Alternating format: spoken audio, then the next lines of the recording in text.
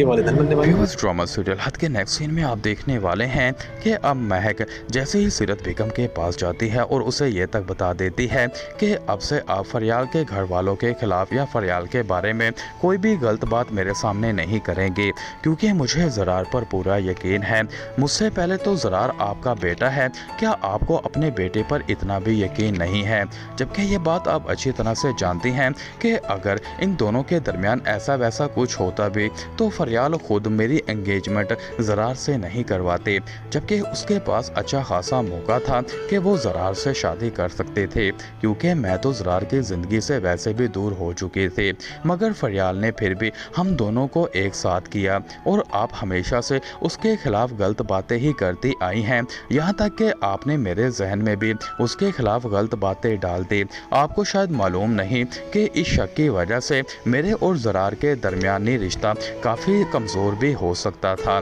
क्योंकि ज़रार मुझे हमेशा से मोहब्बत करता आया है और उसने मुझे इस बात की यकीन दहानी भी करवाई है कि फरियाल उसकी ज़िंदगी में सिर्फ़ और सिर्फ अच्छे दोस्त है, इसीलिए वो सिर्फ उसकी ज़िंदगी में इम्पोर्टेंट है और मायने रखती है। जिसके बाद दोस्तों सीरत बेगम महक से कहती है कि अगर तुम्हें अपनी ज़िंदगी बर्बाद करने का इतना ही शौक़ है तो मैं अब से तुम्हें बताऊंगी कि आखिर ज़रार के दिलो दिमाग पर कौन राज करता है, क्योंकि वो मेरा बेटा है और मैं जैसे चाहूँगी वो मेरी बात मानेगा। अगर तुम मेरी बात नहीं मानोगी तो मैं खुद ही तुम्हें इस घर से निकाल दूँगी। मगर दोस्तों ड्रामे में ट्विस्ट तो तब आने वाला होगा दूसरी तरफ जब शहराम अपनी बीवी का हमायत के लिए खड़ा हो जाएगा, क्योंकि व्यूवर्स जैसे ही ज़ेनिया अपनी जॉब से रिज़ाइन करती है तो उसका बॉस उसके पास आता है ताकि वो शहराम को मना सके और उसे रियलाइज़ करवा सके कि ज़ेनिया कितनी कामयाब वुमेन बन चुकी है और उसके करियर में वो प्लीज़ उसे आगे बढ़ने दे,